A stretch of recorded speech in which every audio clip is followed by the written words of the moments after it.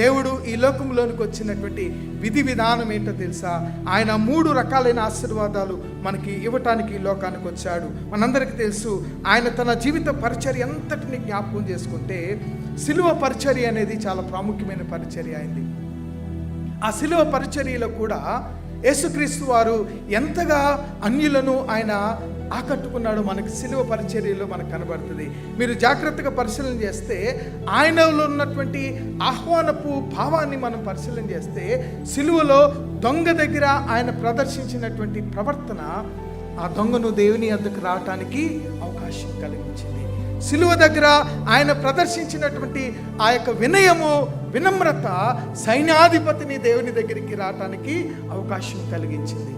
సిలువ దగ్గర ఆయన కనుపరిచినటువంటి విధి విధానము ద్వారా చక్రవర్తులు, రాజులు ఆయనను ఆకర్షించబడినట్లుగా మనం చూస్తున్నాము. ఈ సిలువ చరిత్రలో ఈ 3 సంఘటనలు కూడా ఇతరులను దేవుని దగ్గరికి నడిపించటానికే ప్రయాసపడ్డాడు ఆయన తన జీవితం అంతా. చివరికి సిలువలో కూడా తన జీవితమును ఆయన త్యాగం చేసినట్లుగా మనం చూస్తుంటున్నాం.